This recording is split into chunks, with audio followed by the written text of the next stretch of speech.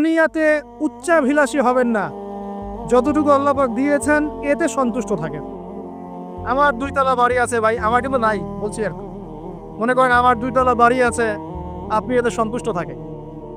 আপনার একজন স্ত্রী আছে, সন্তুষ্ট থাকে। আপনার একটা সুন্দর ব্যবসা আছে, সন্তুষ্ট থাকেন। আপনার এই 1 বিঘা জমি আছে, সন্তুষ্ট থাকেন। আল্লাহ যা দিয়েছেন এতে সন্তুষ্ট থাকেন, আল্লাহ আরো বাড়াই দিবে। সব অসন্তুষ্ট থাকলে আপনার মনটা অস্থির হয়ে থাকবে, কিভাবে আরো বাড়াবো আরো বাড়াবো। দুনিয়ার নেশা যাকে পেয়ে বসবে তার মন কঠিন হয়ে যাবে। দুনিয়ার নেশা যাকে পেয়ে বসবে তার মন কঠিন হয়ে যাবে। আর যার মন কঠিন হয়ে যাবে তার মনের মধ্যে মৃত্যুর ভয় আসে না। আর যার মনে মৌতের ভয় আসে না তার মনে আল্লাহর নূরও আসে না। আল্লাহর নূর যার কলমে আসে না তার অন্তরে তাসকিয়া আসে। বুঝতে পারলাম? তাসকিয়া কেন আসে না? দুনিয়া পূজার কারণে আসে না। ব্যাস, যতটুকু আল্লাহ দিয়েছেন আমি সন্তুষ্ট। এটাকে কিভাবে আল্লাহর নিয়ামতের শুকরিয়া আদায় করা যায় এই চেষ্টা করতে হবে। বেশি বেশি আল্লাহর নিয়ামতের শুকরিয়া আদায় করবো ইনশাআল্লাহ, আল্লাহ পাক নিয়ামত বাড়িয়ে দিবেন ইনশাআল্লাহ। আল্লাহ বলেছেন লা ইন শাকারতুম লা আযীদান্নাকুম, তুমি খালি শুকরিয়া আদায় করো আমি নিয়ামত বাড়িয়ে দেব ইনশাআল্লাহ। আল্লাহ পাক আমাদের সবাইকে আল্লাহ পাকের নিয়ামতের শুকরিয়া আদায় করার তৌফিক দান করুন। মনের মধ্যে এই হিংসা, বিদ্বেষ, অহংকার দূর করার তৌফিক দান। সবার মধ্যে ভালো যেটা আছে নিয়ে নিবেন, খারাপটা ছেড়ে দিবেন। আর 2টো জিনিস বলে শেষ করে, সেটা হলো অতিরিক্ত খাওয়া, অতিরিক্ত ঘুম, অতিরিক্ত কথাবার্তা বন্ধ করতে হবে। বুঝতে পারেন ভাই? এগুলোর সাথে তাসকিয়ার মারাত্মক সম্পর্ক আছে। আমি নিজে ফিল করতেছি। শোন, যেদিন খুব বেশি ভোজন হয়ে গেছে সেদিন ঘুম হয় বেশি, ইবাদতের স্বাদ কমে যায়, নামাজে উঠতে অলসতা লাগে। কথা কি ঠিক না বেটি? অলসতা লাগে। বেশি খাওয়া, বেশি ঘুমানো, বেশি হাসাহাসি করা, বেশি ঠাট্টা মশকরা করা, বেশি কথা বলা, বেশি মানুষের সাথে মেলামেশা করা, এগুলো কলবকে শক্ত করে ফেলে।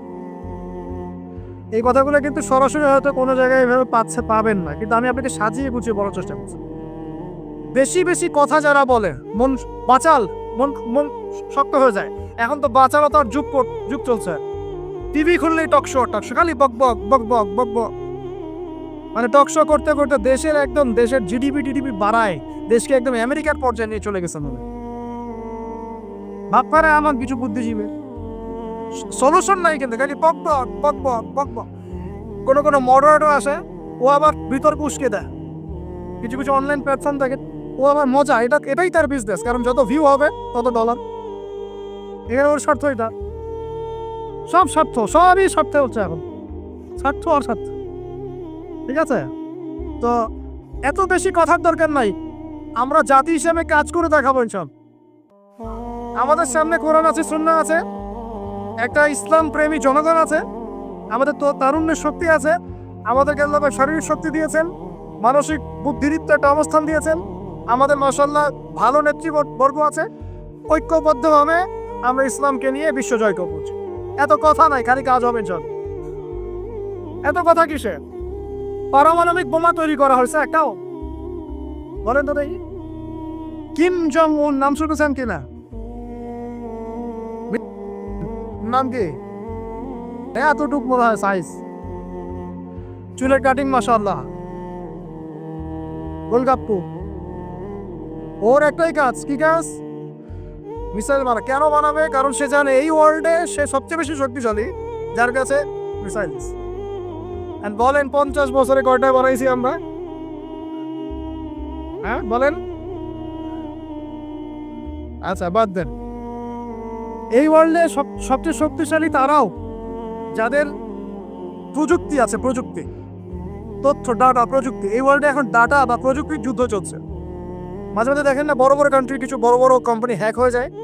কি এরা যত প্রযুক্তি নিয়ে নিতে পারে, হ্যাক করতে পারে, তারা আরো বেশি ডাটা পায়, ইনফরমেশন পায়। ইনফরমেশন নিয়ে যুদ্ধ হচ্ছে। বলেন তো আমাদের ইনফরমেশন কত এখন? ওয়ার্ল্ড এগিয়ে যাচ্ছে, বলেন না? প্র্যাকটিক্যাল কথা বলছে আপনাদের সাথে। ওয়ার্ল্ড এগিয়ে যাচ্ছে, মনে করেন যার রিজার্ভ যত বেশি, যার কাছে ডলার যত বেশি আছে। বলেন আমার কত আছে? প্রবৃত্তি যা যত বেশি, ওয়ার্ল্ডে সে তত ভালো অবস্থানে। বলেন আমার প্রবৃত্তির আর কথা। এখানে আমি কোন দলের পক্ষে বিপক্ষে বলতে আসিনি, আমি আমার এজ এ সাধারণ মানুষ কথা বলছি। যেই থাকুন না, ইম্পর্টেন্ট সেক্টরগুলোতে উন্নতি করতে হবে কিনা। কথা বেশি বলবো না, কাজ বেশি করবো, ব্যাস খালি কাজ হবে ইনশাআল্লাহ। আল্লাহ পাক যাদেরকেই দায়িত্ব দেখতে কেন তারা যেন কাজ করার তৌফিক অর্জন করে। আমরা আমাদের শ্রম দিয়ে, মেধা দিয়ে আমরা যাদেরকে সাহায্য করবো ইনশাআল্লাহ। আমরা তরুণ প্রজন্ম আমাদের মেধা দিয়ে, আমাদের বুদ্ধি দিয়ে, আমাদের শ্রম দিয়ে আমরা ইনশাআল্লাহ তাআলা দেশকে সাহায্য করব, জাতিকে সাহায্য করবো। পারবো না ইনশাআল্লাহ? আমি বলি আপনারা বেশি বেশি পড়াশোনা করেন, বড় বড় পোস্টে যান, দেশের দায়িত্ব নেন, নিয়ে দেশকে এগিয়ে নেন ইনশাআল্লাহ। বলা যাবে না ভাই ইনশাআল্লাহ? চ্যালেঞ্জ তো নিতে হবে, খালি বসে বসে সমালোচনা করলে হবে নাকি? খালি বসে বসে সমালোচনা করলে কাজ হবে নাকি? ও ওটা পারে না, সে এটা পারে না, ওই দল সেটা পারে না, সেই দল সেটা পারে না, এই করতে করতেই তো এই অবস্থা। আপনি করে দেখাচ্ছেন না কেন? আমরা করে দেখাচ্ছি না কেন? আবার ধর্মীয় অঙ্গনে দেখা যায় ওই আলেম এই ভুল, ওই আলেমের এই সমস্যা, ওই আলেম এই পারে না, ওই আলেম সেই পারে না।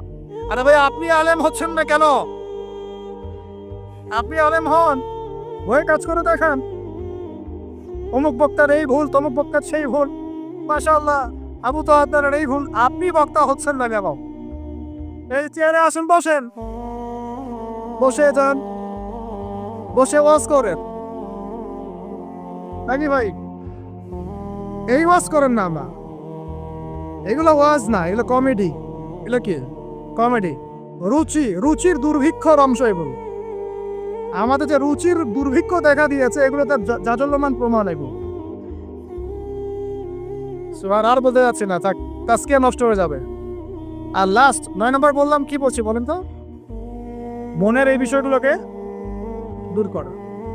লাস্ট 10 নম্বর যেটা, সেটা হচ্ছে যে 9 নম্বর বলছি মনেরটা, 9 নম্বর বলছি যে অতিরিক্ত খাওয়া, অতিরিক্ত ঘুম, অতিরিক্ত কথা বলা, অতিরিক্ত মানুষের সাথে মেলামেশা করে, এগুলো একটু কমিয়ে যেখানে কাজ হবে সেই কাজটা করো। যেটা করলে আমার পরে কারণ উপকারিতা আছে, এটা কর। আর 10 নম্বর লাস্ট অ্যান্ড ফাইনাল, তাজকিয়া বা আত্মশুদ্ধি অর্জন করতে হলে নবী সাল্লাল্লাহু আলাইহি ওয়াসাল্লামের রেখে যাওয়া এই যে দিন ইসলাম, এই ইসলামটাকে প্রতিষ্ঠার চেষ্টা করতে হবে। আল্লাহ পাক তৌফিক দান। ইসলাম যারা প্রতিষ্ঠার চেষ্টা করে তাদের সাথে আল্লাহ পাকের সবসময় একটা ভালো সম্পর্ক থাকে, এবং সে কখনো খারাপের দিকে যেতে পারবে না, কারণ সে তো একটা বড় দায়িত্ব নিয়ে পাঠে নেমেছে। সে যদি এখন খারাপের দিকে চলে যায়, তাহলে তো জনগণ বিভ্রান্ত হয়ে যাবে এবং তার এই আমানতের খেয়ানত করা হবে। এই ফিকিরই তাকে খারাপ পথে যেতে বাধা দিবে, এবং তাজকিয়া তার মনের মধ্যে থাকবে ইনশাআল্লাহ। সে যদি ডানে বামে চলেও যায়, এই দিন প্রতিষ্ঠার এই যে তাড়না, এটা তাকে আবার ফিরিয়ে নিয়ে আসবে ইসলামের দিকে ইনশাআল্লাহ। আল্লাহ পাক আমাদের যুবক ভাইদেরকে নবী সাল্লাল্লাহু আলাইহি ওয়াসাল্লাম রেখে যাওয়া এই পবিত্র দিন ইসলাম সমাজে পালন করার, প্রচার করার, প্রসার করার, প্রতিষ্ঠা ঘটানোর তৌফিক দান করুন বলি আমিন। আমরা আজকের এই সংক্ষিপ্ত আলোচনা শিখলাম যে তাজকিয়া বা আত্মশুদ্ধি হচ্ছে সমাজ পরিবর্তনের সবচেয়ে ইম্পর্টেন্ট জিনিস, সবচেয়ে ইম্পর্টেন্ট হাতিয়ার। এটা অর্জন করার জন্য অনেক মাধ্যম আছে। আমি আপনাদের জন্য 10টা মাধ্যম আজকে বলেছি। 1 নাম্বার কথা কি বলেছিলাম ভাই? নিজের ফিকির, আগে নিজের নফসের ফিকির করা। 2 নাম্বার কি বলেছিলাম বলেন? হ্যাঁ, নিজের পরিবারের মধ্যে ইসলাম কায়েম করা। মাশাআল্লাহ। 3 নাম্বার কি বলেছিলাম? হ্যাঁ, কোরআনুল কারীম তেলাওয়াত, কোরআনুল কারীম তেলাওয়াত করার কথা বলেছি। 4 নাম্বার কি বলেছি? বেশি বেশি আল্লাহর জিকির করা। 5 নাম্বার বলেন, আমার সাথে বলেন, আল্লাহর কাছে বেশি বেশি দোয়া। 6 নাম্বার মওতকে স্মরণ, মানে কবরকে জিয়ারত করা, মওতকে স্মরণ করা। 7 নাম্বার অপন্থী তাজকিয়া প্রাপ্ত উলামায়ে কেরামের সোহবতে থাকা, তাদের লেকচার শোনা, তাদের বই পুস্তক পড়া। ঠিক আছে? 8 নাম্বার কি বলেছি বলেন? হ্যাঁ, মনের মধ্যে যত রকম হিংসা, বিদ্বেষ, রিয়া এগুলো আছে, এগুলো সব কি করতে হবে? পরিহার করতে হবে। 9 নাম্বার, 9 না 8 হবে? 9 নাম্বার বেশি কথা, বেশি খাওয়া, বেশি ঘুম, ইভেন বেশি সহবাস, এগুলো ত্যাগ। আল্লাহ ত্যাগ। এটাই হালালের কথাই বললাম, হারাম তো জাহাত। হারামের যদি চোখ থেকে থাকে আল্লাহর রাস্তায় তওবা করেন, কারণ জিনার সাথে সম্পৃক্ত কোনো ব্যক্তির দ্বারা দিনের একামত সম্ভব নয়। জিনা করলেই মনে নূর চলে যাবে। এই যে আজকের লেকচারটা শুনলেন, বাসায় গিয়ে যদি আজকে রাত্রে কোনো নগ্ন মেয়ের ছবি চোখের সামনে পড়ে যায়, আজকের সমস্ত লেকচারের নূর নষ্ট হয়ে যাবে। আপনি নিজেই বুঝতে পারবেন যে আপনার কলব থেকে নূরটা চলে গেল। যদি কেউ আজকে আল্লাহ না করুক ভুল করে কোনো খারাপ মুভি দেখে ফেলেন, বাসায় গিয়ে দেখবেন যে আপনার আজকের যে তাজকিয়া, এই যে ভালো লাগলো কথাগুলো শুনতে, মনটা পবিত্র হলো, ভালো ফিলিংস তো নষ্ট হয়ে গেল। হুযায়ফা রাদিয়াল্লাহু আনহু বলতেন, আমরা যখন ইয়া রাসূলুল্লাহ আপনার সাথে থাকি তখন ঈমান বেড়ে যায়, বাসায় গেলে মনে হয় মুনাফিক হয়ে গেছে। তো বাসায় গিয়ে যদি আমরা খারাপ কাজে লিপ্ত হয়ে যাই, এই নূর তাজকিয়াটা নষ্ট হয়ে যাবে। আল্লাহ পাক আমাদেরকে বোঝার তৌফিক দান। আর সর্বশেষ সবচেয়ে ইম্পর্টেন্ট লাস্ট এন্ড ফাইনাল হচ্ছে নবীর রেখে যাওয়া দিন। নবীকে ভালোবাসেন কিনা ভাই? আল্লাহ নবীকে ভালোবাসেন কিনা? নবী কি এখন আছেন? আচ্ছা, নবী সাল্লাল্লাহু আলাইহি ওয়াসাল্লাম রেখে যাওয়া সুন্নত কি আছে? তার উপর নাজিল হওয়া কোরআন কি আছে? তার দ্বীন ইসলামটা আছে কি না মিটে গেছে? সেই আল্লাহ কি আছেন না নাই? আচ্ছা, আল্লাহ পাক আছেন, তার কিতাব আছে, তার নবীর সুন্নত আছে, তার দ্বীনও আছে। এই দ্বীন পালন করা, প্রচার প্রসার করা, প্রতিষ্ঠার দায়িত্ব কার? কাদের? বাক ভাল্লুক করবে? গরু ছাগল করবে? না আমরা যদি সত্যিকারের আশিক রাসূল হয়ে থাকি, আমরা দ্বীন প্রতিষ্ঠা করবো, চেষ্টা করব। প্রতিষ্ঠা মানে কি? আপনার যা আছে তাই দিয়ে দ্বীনকে সাহায্য করেন। ইনশাআল্লাহ একদিন যখন আল্লাহ পাকের পক্ষ থেকে মনোনীত কোনো নেতা আসবে, তখন সবাইকে ঐক্যবদ্ধ করবেন। আল্লাহ পাক সেই নেতৃত্ব নিয়ে আসুন বলি আমিন। দোয়া করা যায় না? আল্লাহ পাক নিয়ে আসবেন ইনশাআল্লাহ। আর যদি দেখি যে আসছেই না, তাহলে নেতা হইতে হবে। যখন মাঠে নেতা নাই, তখন নেতা হতে হবে। নেতা হওয়ার আপনারা যোগ্যতা অর্জন করেন, পড়াশোনা করেন। কোরআনে কিন্তু নেতৃত্বের দুইটা বৈশিষ্ট্য বলা আছে। কয়টা ভাই? তালুতের কথা মনে আছে? তালুত আর জালুত সূরা কোন সূরা আছে বলেন? কে বলতে পারবে? এই যুবক ছেলেটা বলো, কোন সূরা আছে? মাশাআল্লাহ, সূরা বাকারায়। শোনেন, বনু ইসরাইল মুসা আলাইহিস সালামের পরের নবীকে বলছেন, ওই নবীর নাম ইউশা বিন নুন, যে হে নবী, আমরা আল্লাহর পথে জিহাদ করতে চাই। কি করতে চাই? এই শব্দ তো কোরআনে নাই, আছে না ভাই? এই শব্দ বললে তো কিছু মানুষ খারাজি ফতোয়া মারা শুরু করে। বড় মুশকিল আছে এদেরকে নিয়ে। আমি আশ্চর্য একটা জিনিস, ইবাদতকে সন্ত্রাস বানিয়ে দিলেন কিভাবে? ইবাদতকে সন্ত্রাস বানালেন কিভাবে? টাকা খেয়ে? হ্যাঁ, যা বুঝায় তাই বুঝতে হবে। ইসলামের সংজ্ঞা ব্যাখ্যা ওরা দিবেন, আমরা দিব। সুবহানাল্লাহ। ব্রিটিশ আমলে আমাদের বাপদাদারা যে ওদেরকে পিটিয়ে বের করেছিল, তারা কি সন্ত্রাসী ছিল? আমাদের বাপদাদাও সন্ত্রাসী ছিল? বলেন তো। জুলুমের বিরুদ্ধে কেউ দাঁড়িয়ে গেলে সে সন্ত্রাসী হয়? এই যে 1971-এ আমাদের সাথে জুলুম হয় নাই, তখন বাংলার মানুষ যার যা ছিল তাই নিয়ে মাঠে নামে নাই? তো বাংলার সেই ফ্রিডম ফাইটাররা কি সন্ত্রাসী হয়ে গেছিল? ভাই বোন থেকে দীর্ঘদিন থেকে একদম স্টিম রোলার পিছায় ফেলা হচ্ছে। রমজান মাসে দেখলেন কি হলো?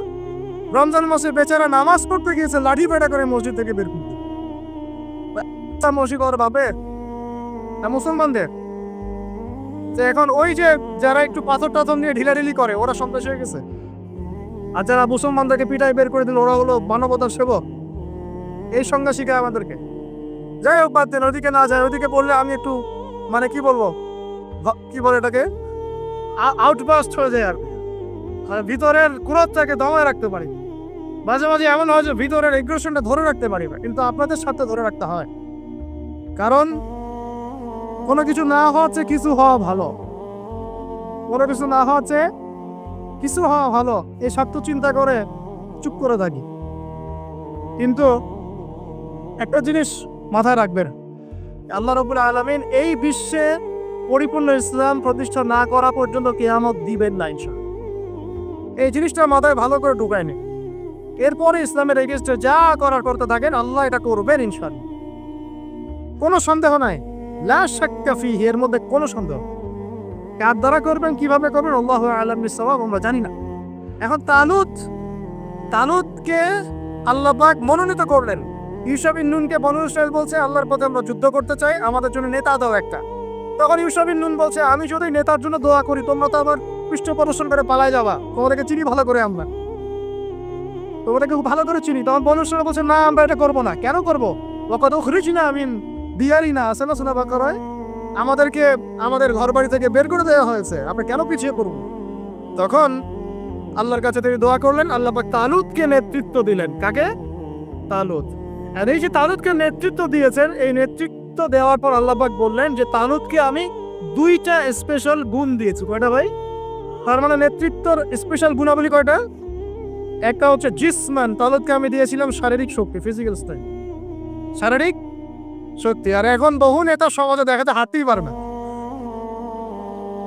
নেতা হওয়ার আগে আগে ফিজিক্যালি স্ট্রং হতো, তাই না ভাই? ফিজিক্যালি স্ট্রং না হতে পারলে নেতৃত্ব দিতে পারে? ফিজিক্যাল স্ট্রেংথ হচ্ছে প্রথম শর্ত। সে সুস্থ ছিল এবং শারীরিকভাবে অনেক শক্তিশালী ছিল। কে, কার কথা বলছি? যুগে যুগে সমস্ত নেতৃত্ব দেখেন, ওমর ইবনুল খাত্তাব শারীরিকভাবে দুর্বল ছিল, ফিজিক্যাল স্ট্রেংথ ছিল কি কোনটা? স্ট্যামিনার কেমন ছিল? আলী রাদিয়াল্লাহু আনহু শারীরিকভাবে কি দুর্বল ছিল? উসমান, আবু বকর রাদিয়াল্লাহু আনহুমা তারা কি দুর্বল ছিল? নবী সাল্লাল্লাহু আলাইহি ওয়াসাল্লাম নিজে দুর্বল ছিলেন? 40 জন পুরুষের শক্তি তার গায়ে ছিল। কতজন ভাই? আল্লাহু আকবার। 40 জন পুরুষের শক্তি তার গায়ে ছিল। তারপরে তিনি কোনোদিন কারো গায়ে থাপ্পড় দেন না, কারণ নিজের উপর আঘাত আসলে তিনি মাফ করে দিতেন। শুধু একটা যুদ্ধে তিনি তীর নিক্ষেপ করেছিলেন, ওই তীর এক কাফেরের গলার পাশ দিয়ে চলে গেছে, ওতেই তার মৃত্যু হয়ে গেছে। ওতেই নবী সাল্লাল্লাহু আলাইহি ওয়াসাল্লামের মনেও যদি কষ্ট দিত, আল্লাহ পাক তাকেও পাকড়াও করতেন আযাব থেকে। নবীজি না বললেও আল্লাহ পাক তাকে পাকড়াও করতেন। যাই হোক, তাহলে তালুতকে প্রথম যে গুণাবলী দেওয়া হয়েছে নেতৃত্ব, সেটা কি? জিসমান, শারীরিক শক্তি। তার মানে এখন যারা এটা হতে চান, আগে ফিজিক্যালি স্ট্রং হবেন, ভালো ভালো খাওয়া দাওয়া করবেন, হালাল টাকায়, আরাম টাকায় না, জিম টিম করবেন, হ্যাঁ, বক্সিং টক্সিং প্র্যাকটিস করবেন, রেসলিং টেসলিং খেলবেন, হ্যাঁ, কুস্তি টুস্তি করবেন, মানে ফিজিক্যালি স্ট্রং হওয়ার চেষ্টা করবেন। আর এইগুলো করো তো ভালো, টিকটক চালানোর চাইতে। সকালে উঠে যদি আমরা একটু গ্রাউন্ড দিয়ে দৌড়াদৌড়ি করি, মাঠে ফুটবল খেলেন বা একটু ফিজিক্যাল কসরত করেন, জিম করেন, কাজটা ভালো না? এটা ওই টিকটক আছে ভালো না? বসে বসে ফেসবুক উঠানো আর এই যে পর্ন দেখাচ্ছে ভালো না? এই জন্য বলি এগুলো ভালো, এগুলো করেন, তা ওইগুলোতে চান।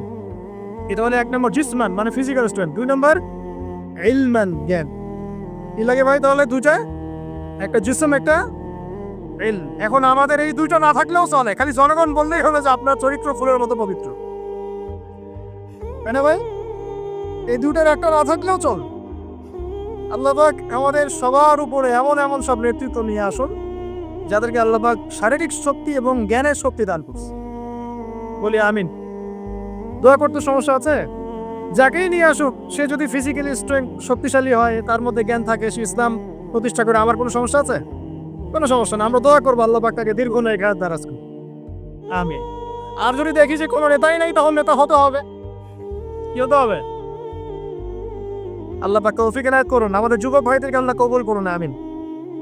তাজকিয়া অর্জন হচ্ছে সমাজ পরিবর্তনের মূল জিনিস। আর এই তাজকিয়া অর্জনের জন্য প্রথম কাজ হলো নিজের চরকায় আলাইকুম আনফুসাকুম, নিজেকে নিয়ে ভাবুন, বাস নিজেকে নিয়ে ভাবুন, নিজের কবরকে নিয়ে ভাবুন, আপনার আমলনামা নিয়ে ভাবুন, এই বিগত জিন্দেগিতে কি করেছে এটা ভাবেন, সামনের জীবনে কি করতে পারি এটা ভাবেন। এখন মনে করেন আপনি চিন্তা করলেন যে না, আমার জীবনে ভালো কাজ খুব কম আছে, আপনার নাই বলে গিয়েছিল, আমি মিলিয়েছি খাতা কলম নিয়ে, দেখলাম ভালো কাজ খুব বেশি নাই। এখন কি করতে হবে আপনাকে? প্রথম কাজ আমার সাথে বলেন আস্তাগফিরুল্লাহ। বায়াত করাচ্ছি, বায়াত বলেন আস্তাগফিরুল্লাহ আল্লাযী লা ইলাহা ইল্লা হুয়াল হাইয়ুল কাইয়্যুম ওয়া আতুবু ইলাইহি। আল্লাহ, আমরা বিগত জীবনে যে পাপগুলোই করেছি, আল্লাহ আমাদেরকে মাফ করুন, এবং আগামী পুরো জীবনে আমাদেরকে কোরআন সুন্নাহ মেনে চলার তৌফিক দান করা যাবে ইনশাআল্লাহ। এখন থেকে 5 ওয়াক্ত নামাজ ছাড়বো না ইনশাআল্লাহ, রাজি আছি? সম্ভব হলে জামাতে পড়বো, যদি জামাত কোনো কারণে পড়া পসিবল না হয়, অন্তত পক্ষে বাসায় পড়বো ইনশাআল্লাহ। প্রতিদিন 5 টাকা 10 টাকা হলেও দান খয়রাত করবো ইনশাআল্লাহ। প্রতিদিন একজনকে হলেও দাওয়াত দিব ইনশাআল্লাহ। প্রতিদিন একটা করে ভালো কাজের আদেশ করবো ইনশাআল্লাহ। একটা করে হলেও খারাপ কাজে নিষেধ করবো ইনশাআল্লাহ। প্রতিদিন একটা পৃষ্ঠা করে হলেও কোরআন পড়বো ইনশাআল্লাহ। 1 পৃষ্ঠা হলেও হাদিস পড়বো ইনশাআল্লাহ। 1 পৃষ্ঠা হলেও ইসলামিক কোনো বই পড়বো ইনশাআল্লাহ। আর গার্লফ্রেন্ডের নাম্বার মোবাইল থেকে ডিলিট করে দেবো ইনশাআল্লাহ। ঠিক আছে ভাই? যত রকম আজে বাজে কাজ, আড্ডা মারা, এই পর্ন দেখা, হ্যাঁ, আপনার মাদকদ্রব্যের আসর, খারাপ ফ্রেন্ড সার্কেল, গুন্ডামি মাস্তানি সব থেকে তওবা করলাম, আল্লাহ কবুল করুন, আমিন। আগে নাম্বার ডিলিট করেন, এটা প্রথম কাজ। এই ফিতনা থাকলে সমস্যা। এটা কেমন ফিতনা আপনাকে বলায় আমি বুঝাই, শুনেন শুনেন। এটা এমন ফিতনা যে অবৈধ অবস্থাতেও ফিতনা সৃষ্টি করতে পারে, বৈধ অবস্থাতেও করতে পারে। অতএব খুব সাবধান। নবী সাল্লাল্লাহু আলাইহি ওয়াসাল্লামের এই হাদিসটা মাথায় রাখেন। নবীজি বলেছেন, শোনেন ভাই, আমি পুরুষদের জন্য নারীদের চাইতে ভয়ঙ্কর কোনো ফিতনা রেখে যাচ্ছি না। ব্যাস, এখন কি করবেন? কলেজের সামনে দাঁড়া থাকবেন? আমি পুরুষদের জন্য নারীদের চাইতে ভয়ঙ্কর কোনো ফিতনা রেখে গেলাম না। কে বলেছেন? কে বলেছেন? আমি কি তার চেয়ে ভালো সমাজ বুঝবো? অতএব আমার পরামর্শ ভাই, ভালো কাজে ব্যস্ত থাকেন, নিজের আমলনামা গোছান, পাপ ছেড়ে দেন, ভালো কাজে এবং দিনই কাজে মেহনতের সাথে থাকেন। সামর্থ্য হয়ে গেলে বিয়ে শাদী করে নেন। সামর্থ্য হয়ে গেলে বিয়ে শাদী করে নেন। একটা করবেন, একটা ভাই। অনেক আলেম এখন অনেক কথাই বলছে, ঠিক আছে, আমি পরামর্শ দিচ্ছি, একটাই কইরেন, একটাই। এখানে একটা আবেগী কথা বলি, আবেগী কথাটা শোনেন। যদি প্রথমত আপনি রিজিকের সোর্স তালাশ করবেন, এরপর আল্লাহর কাছে সেজদায় কান্নাকাটি করবেন, আল্লাহকে বলবেন, আল্লাহ আমার জন্য উপযুক্ত, যে আমার জীবনে আসলে দুনিয়া আখেরাত দুটোই সুন্দর হয়ে যাবে। আল্লাহ এমন কোনো মেয়ে বা স্ত্রী আল্লাহ তুমি আমার জীবনে এনে দাও, এই দোয়া আল্লাহর কাছে করো। এরপর যখন পাত্রী যদি পছন্দ হয়ে যায়, যে না সব দিক থেকে মাশাআল্লাহ তাকে পারফেক্ট মনে হচ্ছে, আপনি যদি মন থেকে তাকে ভালোবাসা শুরু করেন, ডানেও দেখবেন না আর বামেও দেখবেন না, ব্যাস তাকে নিয়ে জীবন কাটিয়ে দেবেন। করা যাবে ইনশাআল্লাহ। এখনকার সমাজে এটা একটা সমস্যা, কেউ কাউকে নিয়ে সন্তুষ্ট থাকতে পারছে না। স্বামী স্ত্রীকে নিয়ে না, স্ত্রী স্বামীকে নিয়ে। এই সমস্যাটা দূর হবে এভাবে। আর মনে রাখবেন, এটা সাহাবীদের যুগ নয়, এটা কাদের যুগ নয়। আপনিও সাহাবী নন, আপনার স্ত্রীও কিন্তু মহিলা সাহাবী নয়। আপনিও সাহাবী নন, আপনিও তাবেঈ নন, আপনিও আইম্মায়ে কেরামের যুগের মানুষ নন, আর আপনার স্ত্রীও তাদের মতো নন। অতএব আমার আপনার মধ্যে যেমন 1000টা ত্রুটি থাকতে পারে, তার মধ্যেও থাকবে। অতএব এটাকে একটু সবরের সাথে মার্জনা করে করে চলতে হবে। আল্লাহ পাক তৌফিক দান করুন। তবে এক পর্যায়ে যদি এমন দেখা যায় যে এই ফিতনার কারণে আপনি দিন থেকে বিচ্যুত হয়ে যাচ্ছেন, তখন আপনি দিনকে বেছে নেবেন, ফিতনাকে বেছে নেবেন। কথা বুঝতে পারছেন ভাই? আল্লাহ তৌফিক দান করুন। এগুলো গোল্ডেন নসিহত, এগুলো ওঠেন বসেন পরে আপনি শুনতে পারবেন না। এগুলো লাভ জাপ মার্শাল আর্ট জিকির হয়, মার্শাল আর্ট। স্টেজের মাঠে কুমফু কেরাত খেলা হয়, সুবহানাল্লাহ, কি যে হয়, কত কি যে হয়। কতগুলোকে দেখেছি আমি ওয়াজ মাহফিলের এই সিজনেই বাস ধরেও ঝোলাঝুলি শুরু করছে। জানি না এগুলো কোথায় পাইছে, আল্লাহ ভালো জানেন। আল্লাহ রাব্বুল আলামিন এটা কেন আমি বলি, সম্ভবত এখানে জিনের আসর হয়। কিসের হয়?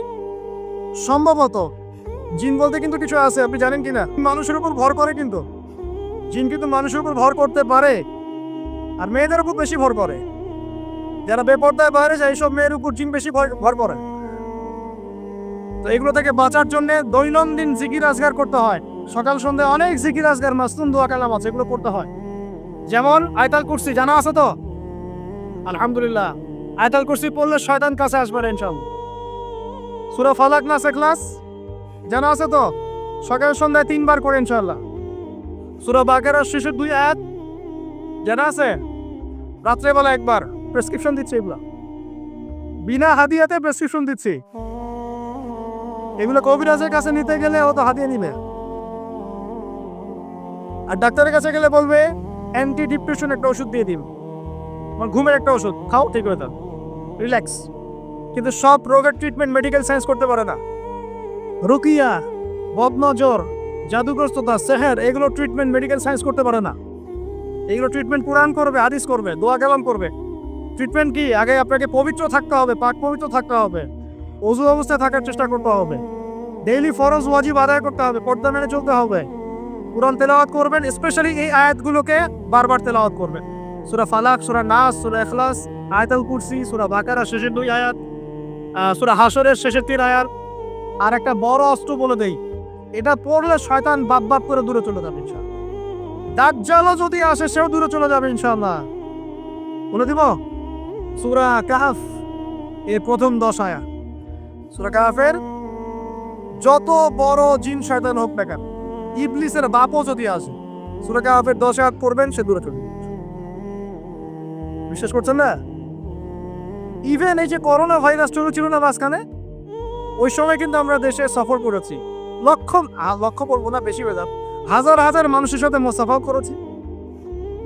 এই যে এখানে আসলাম, অনেকে মোসাফা করলে যাওয়ার সময় করবেন কিনা? এই যে বললো যে হাত মিলানো যাবে না, বলবে না কাজে নাকি? সবার মুখে পট্টি থাকবে, হাত মেলানো যাবে না, তাই না? করোনার সময় আমরা এভাবে ঘুরেছি, একদিনও জ্বর হয়নি আলহামদুলিল্লাহ। কিছু করেছি আর করি নাই, প্রতিদিন সূরা কাহফের 10 আয়াত পড়েছে। নিজের কথা বললাম, এরকম কাজ হয় তো? প্রতিদিন সূরা কাহফের 10 আয়াত পড়েছে। আমি বলছি না এটাই পড়েন, এটাই পড়া সুন্নত, এটা বলছি নাই। ব্যক্তিগতভাবে এটার উপর আমল করেছিলাম, আলহামদুলিল্লাহ, আল্লাহ পাক হেফাজত করেছে। অনেকে সূরা ওয়াকিয়া তেলাওয়াত করেন রাত্রেবেলা, সূরা ওয়াকিয়া তেলাওয়াত করার বদৌলতে রিজিক বাড়ে, রিজিক প্রশস্ত হয়। অনেকে আত্মীয়তার সম্পর্ক বজায় রাখেন, রিজিক প্রশস্ত হয়। অনেকে চাষ্টের নামাজ পড়েন, ওই যে 2 রাকাত সালাতুদ দুহা আদায় করেন, এর বদৌলতে দেখা যায় রিজিক প্রশস্ত হয়। অনেকে অজু অবস্থায় থাকেন, রিজিক প্রশস্ত হয়। এক এক মানুষকে আল্লাহ এক একটা আমলের ওসিলায় আল্লাহ পাক তার মঞ্জিলে মাকসুদে পৌঁছায় দেন। তো আলহামদুলিল্লাহ, এটা একটা অস্ত্র। আল্লাহ পাক আপনাদের সবাইকে সূরা কাহফের উপর আমল করার তৌফিক দান করুন। আমিন। তো প্রিয় ভাই, শেষ করতে হবে, লম্বা করবো না, আস্তে আস্তে ঘুরিয়ে নিচ্ছি। 1 নাম্বার কি কাজ? আত্মশুদ্ধি অর্জনের জন্য ভাই নিজের চরকায়, মানে নিজের নফসের খবর নিব, অন্যের কথা পড়ে আগে নিজে 5 ওয়াক্ত নামাজ পড়বো, নিজে রোজা রাখবো, নিজে যাকাত দিব, নিজে ইসলামের উপর প্রতিষ্ঠা থাকবো ইনশাআল্লাহ। এটা 1 নাম্বার। 2 নাম্বার তাজকিয়া অর্জনের 2 নাম্বার কাজ হচ্ছে নিজের পরিবারে ইসলাম প্রতিষ্ঠা করা। কি বললাম বলেন?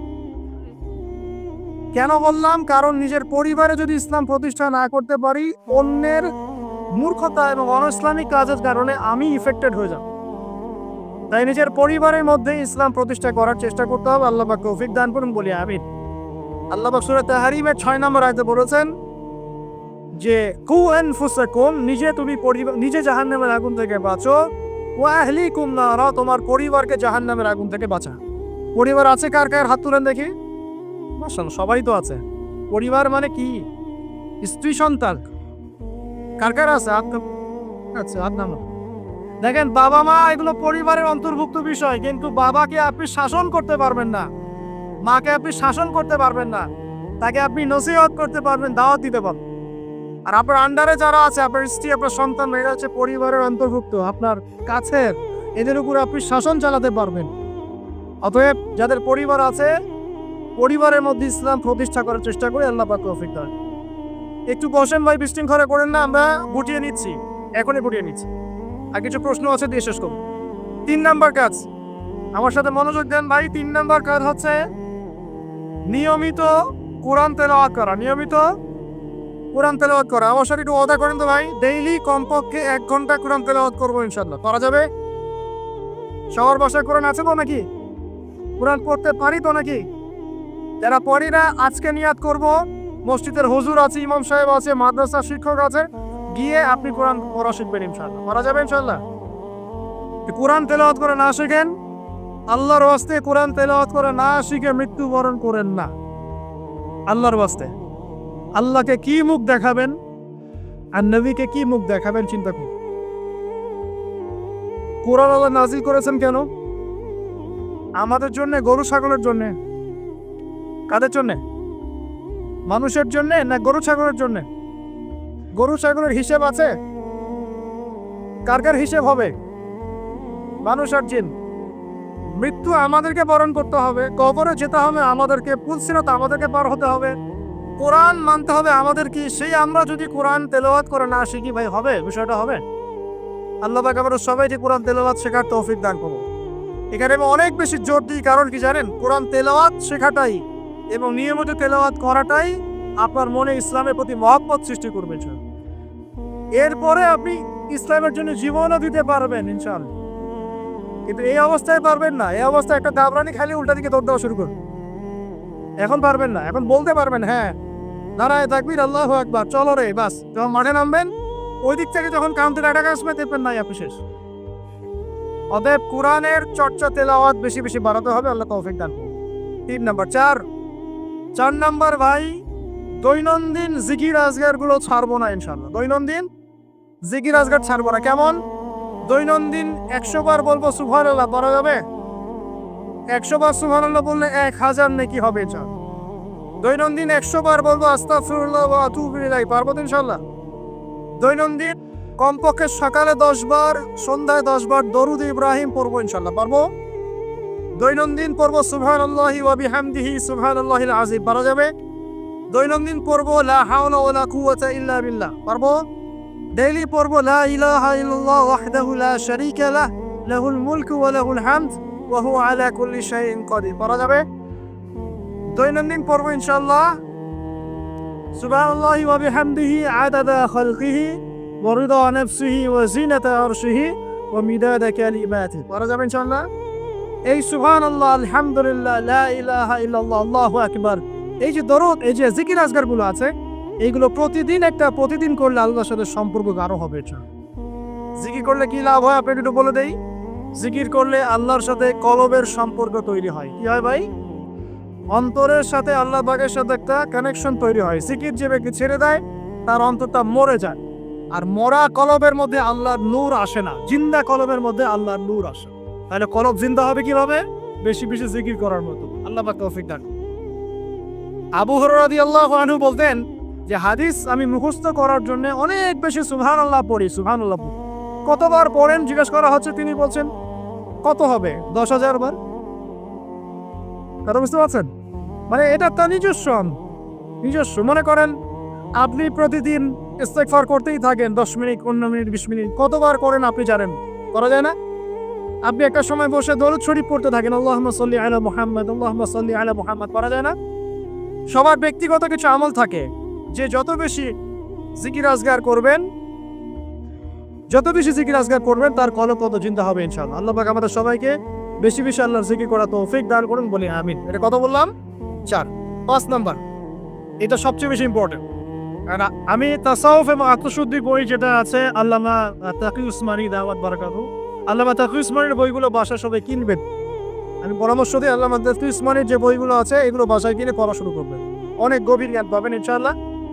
তো তার তাসাউফ আত্মশুদ্ধি বইয়ের মধ্যে তিনি এনেছেন যে অনেক বড় বড় বুজুর্গানা দিন তারা তাজকিয়ার জন্য এই আমলটাকে বেশি গুরুত্ব দিতেন, সেটা হলো আল্লাহর কাছে বেশি বেশি দোয়া করা। কি করা ভাই? বেশি বেশি দোয়া করা, মানে চলতে ফিরতে দোয়া করতে থাকতেন। কেমন? যেমন ধরেন যে এমনও বুজুর্গ ছিলেন, আলেমে দিন ছিলেন, যারা রাস্তায় হাঁটছেন, বাজারে যাচ্ছেন, বাজারে যাওয়ার সময় আল্লাহকে বলছেন, আল্লাহ বাজারে যাচ্ছে, বাজারে আমার কেনাকাটা যেন সহজ হয়। আমরা কি বাজারে যাওয়ার সময় এরকম কথা বলি? বাসায় ঢুকছেন, বলছেন আল্লাহ বাসায় ঢুকছি, বাসার পরিবেশটা যেন ভালো থাকে, এখানে যেন গিয়ে কোনো বিপদের খবর না শুনি।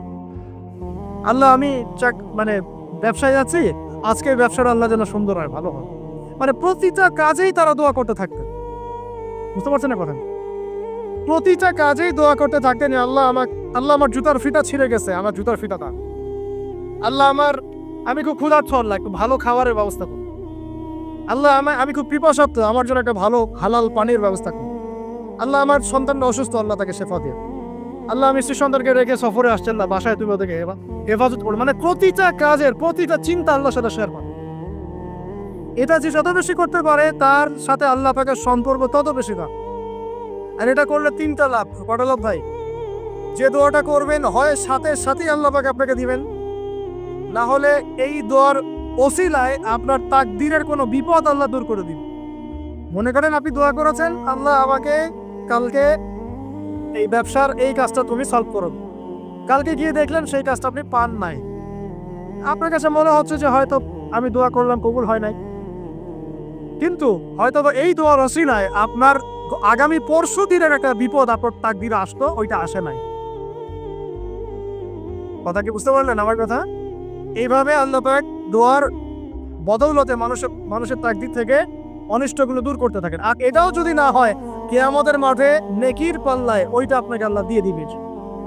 ওই দিন মানুষ বলবে যে কাশ দুনিয়াতে আমার কোনো দোয়াই যদি কবুল না হইতো, আজকে আমি জান্নাতে যেতে পারতাম। ওই দিন আমরা এই কথা বলবো। অতএব বুদ্ধিমান সে ব্যক্তি যে বেশি বেশি আল্লাহর কাছে দোয়া করে, প্রতিটা বিষয়ে আল্লাহর কাছে দোয়া করতে থাকেন। আল্লাহ আমার মনটা অস্থির, মনটাকে শান্ত করো। আল্লাহ আমাকে কোরআন শিক্ষার তৌফিক দাও। আল্লাহ আমাকে নামাজ পড়ার তৌফিক দাও। আল্লাহ আমি হারাম সম্পর্ক থেকে বেরিয়ে আসতে চাই, আমাকে হালাল একটা সম্পর্ক করার তৌফিক দাও। দোয়া করা যায় না ভাই? আল্লাহ পর্দা করতে চাই, পর্দার পরিবেশ তৈরি করে দাও। আল্লাহ রিজিকের সমস্যায় ভুগছে, একটা চাকরি ব্যবসার ব্যবস্থা করে দাও। দোয়া করা যায় না ভাই? দোয়া করতে আমাদের কাছে আসেন কেন? হুজুর এটা যে ফু দিয়ে দেন, এখানে ফু দিয়ে দেন, এখানে দোয়া করে দেন, এটা করে দেন, সেটা করে দেন। আমি আপনার আবেগ কতটুকু বুঝতে পারবো? আমার দরকার একটা জব, এই জব ছাড়া আমি চলতেই পারছি না।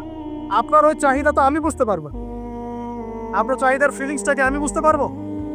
আপনার বাবা চলে গেছেন, বাবা হারানোর ব্যথা আপনি বুঝতে পারছেন। আমি খালি বলতে পারবো মুখ দিয়ে আল্লাহ আপনার বাবাকে মাফ করুন। আমি কি আবেগটা অনুভব করতে পারলাম? অতএব দোয়া সরাসরি আল্লাহর সাথে করার চেষ্টা করেন। আল্লাহ পাক এটাই বলেছেন যে ওয়াইদা সাআলাকা ইবাদি আন্নী ফাইন্নী করিব, যখন আমার বান্দারা আমার সম্পর্কে জিজ্ঞাসা করে হে নবী বলে দিন আমি খুব কাছেই আছি। উজিবু দাওয়াতাদ দাঈ ইযা দাআন, যখন বান্দা আমাকে ডাকে দোয়া করে আমি সরাসরি তার দোয়া কবুল করি। শুনি একদম ঘাড়ের রগ, এই ঘাড়ের রগের চাইতে আল্লাহ আমাদের কাছে আছেন। ব্যাস আজকেই ফিরে আসেন প্রিয় ভাই, আজকেই ফিরে আসেন, আল্লাহর কাছে দোয়া করা শুরু করেন। আল্লাহ পাক তৌফিক দান। আর দোয়া কবুলের অনেক সময় আছে, এই যে ওয়াজ মাহফিলের সময়, হালাকার সময়, শেষ রাত্রে, তাহাজ্জুদে, ফরজ নামাজের আগে পরে, হ্যাঁ বৃষ্টি বর্ষণের সময়, অনেক দোয়া আছে, সময় আছে। এই সময়গুলোতে দোয়া করলে আল্লাহ দোয়া কবুল করবেন। আর সবচেয়ে ভালো একটা অস্ত্র শিখিয়ে দিই আপনাকে, দিব। অন্য একদিন বলেছিলাম একটা লেকচারে, আর মনে পড়ে গেল বলে দিই। যদি দেখেন দোয়া আপনার কবুল হচ্ছে না দীর্ঘদিন ধরে, আল্লাহ পাকের কাছে ওযু অবস্থায় 2 রাকাত নামাজ পড়ে কিছু ভালো কাজ করে, মানে ধরেন একটু কুরআন তেলাওয়াত, একটু দান সাদাকা, বা একটু আত্মীয়দেরকে দান সাদাকা, বা একটু এতিমের মাথায় হাত তোলানো, বা দিনের রাস্তায় কিছু খরচ করে একটা ভালো কাজ করে হাত তুলে আল্লাহকে বলবেন আল্লাহ তোমার সন্তুষ্টির জন্য আমি এই ভালো কাজটুকু করলাম। আল্লাহ তোমার তাওহীদের কালিমা লা ইলাহা ইল্লাল্লাহ এর ওসিলায় আমার দোয়াটা কবুল করুন। ইনশাআল্লাহ তাআলা আপনি আপনার দোয়ার ফল পাবেন। পরীক্ষিত আমার জীবন এমন সময়ে গিয়েছে যে নিঃশ্বাস নিতে পারবো কিনা এটার গ্যারেন্টি ছিল, শ্বাস নিতে পারবো কিনা গ্যারেন্টি ছিল। আর মনে করবেন না এগুলোর জন্য অদৃশ্য কোনো শক্তি দায়ী, এগুলোর জন্য আপনার আমার মতো দাড়ি টুপিওয়ালা কিছু মানুষই দায়ী। এটা বুঝতে পারছেন? বাস আর কিছু বললাম। অতএব দাড়ি টুপি পাগড়ি জুব্বা ঘোমটা দেখলে লাফানো শুরু করবেন না কখনো। বহু মুনাফিক সমাজে ঘুরে বেড়ায় এই সন্দেহ আছে, এদের কাজই হলো নিজের ভাইয়ের গোশত খাওয়া। কি কথা বলেন তো? বুঝবেন আপনিও দাওয়াতি কাজে মাঠে নামেন, ইসলামের জন্য কিছু করতে মাঠে নামেন, নিজেই বুঝতে কিছু বলে দেওয়া লাগবে। তবে এতটুকু সুসংবাদ তাদেরকে দিয়ে রাখি, যারা নিজের ভাইয়ের গোশত খায়, তোমাদের এই মুনাফিকের চরিত্র অতি শীঘ্রই অচিরেই পুরো বাংলার সামনে নগ্ন হয়ে যাবে। বাংলার মানুষ আর এখন বোকা না, তারা সব বোঝে, তারা জানে, তারা উপলব্ধি করতে পারে। তাদেরকে এভাবে ব্রেন ওয়াশ করা যায় না, এখন তাদেরকে এভাবে ডিমোটিভেটেড করা যায় না। তারা যুবকরা এখন পড়াশোনা করছে মাশাআল্লাহ, তারা উলামায়ে কেরামের সোহবতে যাচ্ছে, তারা হক বাতিল চিনতে পারছে মাশাআল্লাহ। আস্তে আস্তে তারা এমন একটা জায়গায় যাবে, এই যুবকরা আগামী দিনে ইনশাআল্লাহ জাতিকে নেতৃত্ব দিবে। আমাদের যা করার আছে করতে থাকো, যত ষড়যন্ত্র পিছন থেকে করতে থাকো, কিছুই করতে পারবে। আরশের মালিকের কাছে যে কবুল হয়ে যায়, দুনিয়ার মানুষ তার কোনো ক্ষতি করতে পারে না, এটা মনে রাখবে। ক্ষতি মানে কি? নবী সাল্লাল্লাহু আলাইহি ওয়াসাল্লামকে তো মানুষ গালি দিয়েছে, নবী সাল্লাল্লাহু আলাইহি ওয়াসাল্লামকে মানুষ গলার মধ্যে চাদর দিয়ে পেঁচিয়ে গলা ফাঁস দেওয়ার চেষ্টা করেছে, মানুষ তার দাঁত একদম ঘুষি দিয়ে ভেঙে দিয়েছে, তার মাথার মধ্যে তরোয়ারের গোড়া দিয়ে কড়া দিয়ে আঘাত করেছে, তার পাকে বচকে দেওয়া হয়েছে, এই কাজগুলো তো নবীর সাথেও হয়েছে। তায়েফের মানুষ তাকে মেরেছে, রক্ত ঝরতে ঝরতে, দাড়ি দিয়ে রক্ত পড়তে পড়তে পায়ের জুতা আটকে গিয়েছে। এই মানুষগুলো, এই এই এই ঘটনাগুলো আমাদের নবী মুহাম্মদ সাল্লাল্লাহু আলাইহি ওয়াসাল্লামের সাথে হয়েছে। তাহলে এই কাজগুলো হওয়া মানে কি সেই ব্যক্তির মানে অপদস্থ হওয়া দুনিয়াতে? এগুলো কবুলিয়াতের নিদর্শন। কিসের নিদর্শন? এগুলো কবুলিয়াতের নিদর্শন। আর যারা এই কাজগুলো নবীর সাথে করেছিল ওরা কি সফল হয়ে গেছে? ওরা দুনিয়াতেও সফল হয় নাই, পরকালেও জাহান্নামে যাবে ইনশাআল্লাহ। আল্লাহ রাব্বুল আলামিন আমাদের সবাইকে প্রকৃত ঈমানদার হওয়ার তৌফিক দান করুন। 5 নম্বর বলছিলাম প্রিয় ভাইরা, বেশি বেশি আল্লাহর কাছে কি করবেন? দোয়া করবেন। 6 নম্বর আসেন, এই 5টা বলে শেষ করে দিন। 6 নম্বর শোনেন, সপ্তাহে একটা দিন হলেও কবর জিয়ারত করতে যান। কেন বললাম তাজকিয়ার সাথে এর কি সম্পর্ক? তাজকিয়ার সাথে সম্পর্ক আছে, একটু বোঝার চেষ্টা করেন। জান্নাতুল বাকি দেখেছেন? নববীর পাশে বাকিউল গারকাত যেটা আমরা বলি, কবরস্থান মদিনার পাশে। নবীর যুগে কবরস্থান ছিল মসজিদের পাশে। কেন ছিল মসজিদের পাশে? কারণ 5 ওয়াক্ত নামাজে মানুষ যাবে আসবে, কবর দেখবে, পরকাল শর্ম। এখন কবরস্থান আমাদের সমাজের ওই দূরে বাইরে, বছরে একদিন আপনি যান। আর এই জীবনটা বস্তুবাদী, সকাল থেকে ওঠা ঘুমানো পর্যন্ত খাওয়া দাওয়া ফুর্তি করা, খালি বস্তুবাদী বিষয়গুলো। এগুলো আমাদেরকে মৌত থেকে ভুলিয়ে রাখে, পরকাল থেকে ভুলিয়ে রাখে। তাই মাঝে মাঝে কবর জিয়ারত করলে আপনার কবর, বন্ধ করো প্লিজ, মাঝে মাঝে কবর জিয়ারত করলে আপনার পরকালের কথা কি হবে? স্মরণ হবে। তখন আপনারও ফিকির হবে যে আমাকেও একদিন এখানে আসতে হবে এবং ইনশাআল্লাহ এই জন্য প্রস্তুতি গ্রহণ করা আমার উচিত। এই ফিকিরটা মনে হবে না? এখন কি মনে হয় এগুলো? এখন মনে হচ্ছে না। আল্লাহ পাক আমাদের সবাইকে মাঝে মাঝে হলেও অ্যাটলিস্ট কবর জিয়ারত করে পরকালকে স্মরণ করার তৌফিক দান করুন। 7 নাম্বার, 7 নাম্বারটাও অনেক বেশি ইম্পর্টেন্ট। এটা শোনেন, 7 নাম্বারটা হচ্ছে বেশি ইম্পর্টেন্ট। এটাও সেটা হলো আল্লাহ কিছু মানুষ আছে দুনিয়াতে, আছে না? যে মানুষগুলো আত্মশুদ্ধি, যাদের মধ্যে আত্মশুদ্ধি আছে, যারা আল্লাহওয়ালা পরেজগার, যাদের মধ্যে হিংসা বিদ্বেষ এই বিষয়গুলো খুব কম, এবং যারা কোরআন সুন্নাহ নিয়ে গবেষণা করেন, মানুষকে ভালো কিছু দেওয়ার চেষ্টা করেন, এই মানুষগুলোর সাথে সম্পর্ক রেখে তাদের সাথে সহবতে চলবেন। তাদেরকে দেখে আপনি শিখতে পারবেন। সবকিছু বইপত্র পড়ে হয় না, কিন্তু ওলামায়ে কেরামের কাছাকাছি গিয়ে সহবতে গিয়ে দিন শিখতে হবে। আল্লাহ পাক তৌফিক দান। সাহাবীরা কিন্তু বইপত্র পড়ে কোরআন হাদিস শেখেন নাই, জানেন? তারা কোরআন হাদিস এগুলো শিখেছেন স্বয়ং নবীকে দেখে শিখেছেন। দেখে শিখেছেন না? তারপরের জেনারেশন সাহাবীদেরকে দেখে শিখেছে, তারপরের জেনারেশন তাবেঈদেরকে দেখে শিখেছে, তারপরের জেনারেশন তাবেঈদেরকে দেখে শিখেছে। এইভাবে আস্তে আস্তে আস্তে আস্তে এই সিলসিলা চলে আসছে। এখন আমরা কি করি? ইন্টারনেট দেখে শিখি। কি দেখে শিখি? একটা মাসালা জানতে চান, বাস ঢুকলেন ইউটিউবে, ফেসবুকে, তখন দেখলেন ওই মাসালা নিয়ে 10 আলেমের 10 রকম মন্তব্য। মাথা খারাপ এখন, তাই না ভাই? তারপরে দেখেন যে অমুক যা বললো তমুকের বিরুদ্ধে। আর মাশাআল্লাহ কিছু ননসেন্স ইউটিউবার আছে, হ্যাঁ, কমন সেন্স মাই ননসেন্স, কিছু ননসেন্স কমন সেন্স হীন ইউটিউবার কিছু আছে, ফেসবুকের আছে। কি টাইটেল দেওয়া লাগবে সেটাও জান। অমুক তমুককে ধুয়ে দিল, মানে ওয়াশিং মেশিন, ডিটারজেন্ট পাউডার, অমুক তমুককে ধুয়ে দিল। হ্যাঁ, তমুককে আবার যে ওয়াশ করলেন তমুক, হ্যাঁ, অমুককে এই করলেন, বাপরে, মানে কি একটা অবস্থা। এই জন্য যে ইউটিউবিং এর কথা বলছো না, ওই যে ইউটিউবার আমাদের অফিসিয়াল যারা আছে ওদের সহ আমরা অচির একটা অ্যানাউন্সমেন্ট নিই। ইউটিউবিং করতে চাও, ভিডিও রেকর্ড করতে চাও, ইনশাল্লাহ এমন একটা সিস্টেম তোমাদের সামনে আমি লঞ্চ করতে যাচ্ছি। এই সিস্টেম পার করে তোমাদেরকে আসতে হবে রেকর্ড করার জন্য।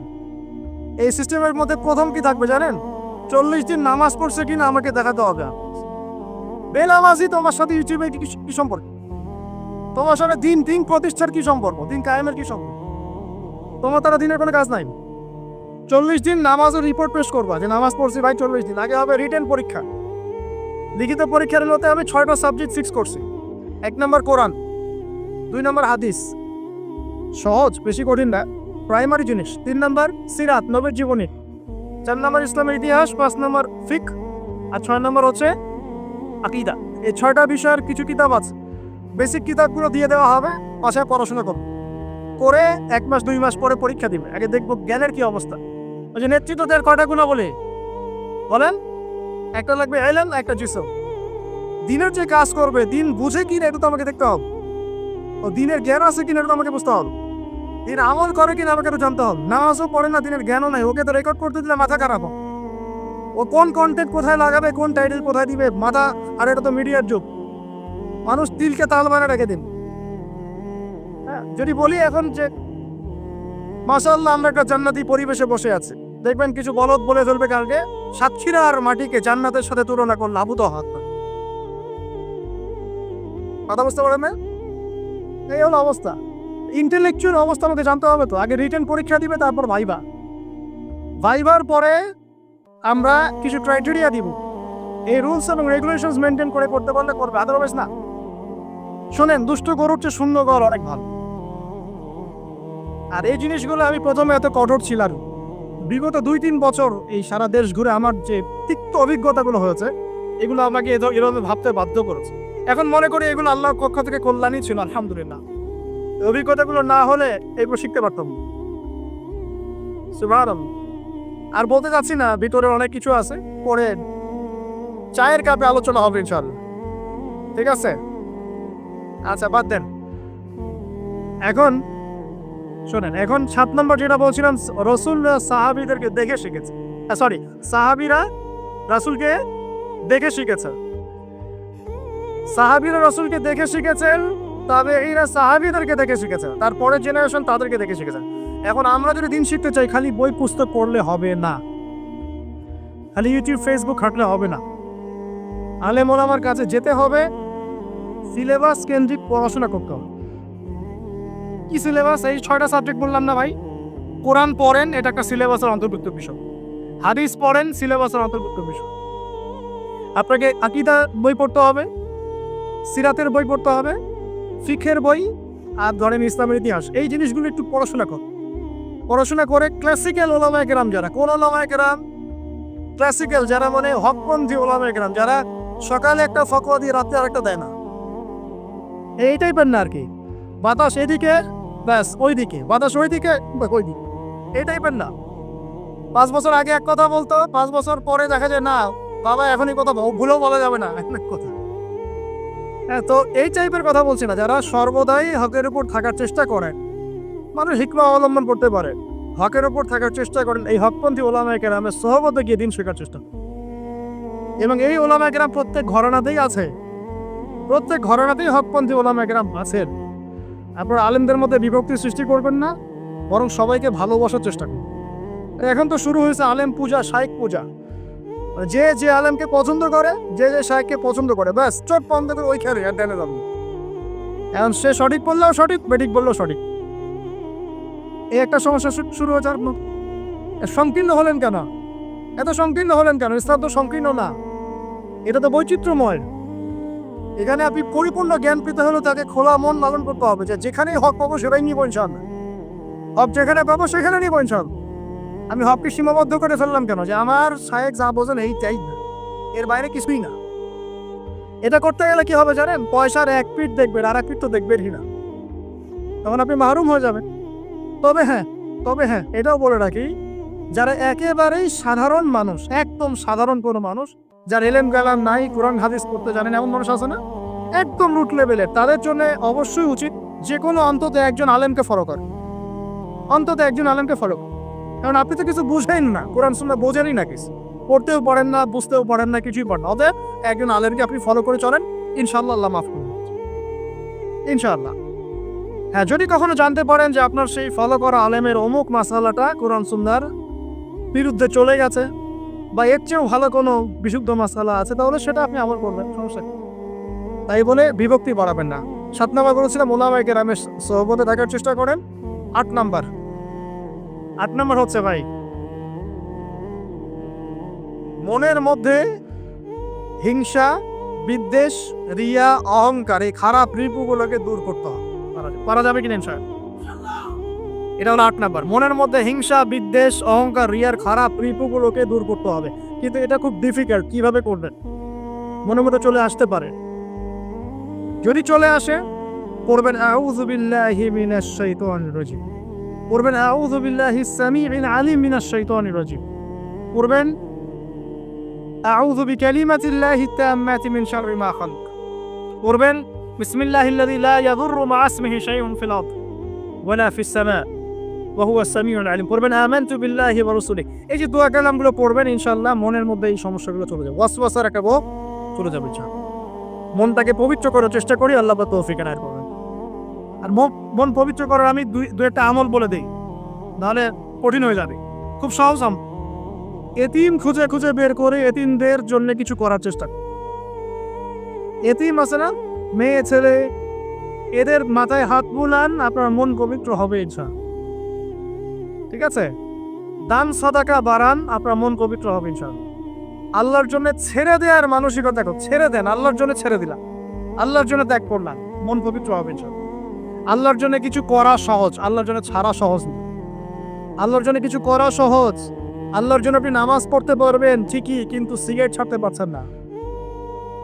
আল্লাহর জন্য ছাড়া কঠিন, এই ছাড়ার কঠিন কাজটা করে দেখাতে হবে, মন পবিত্র হয়ে যাবে ইনশাআল্লাহ। আল্লাহ তৌফিক দান করুন। আর তাহাজ্জুদ, এই আমলটা খুব ইম্পর্টেন্ট।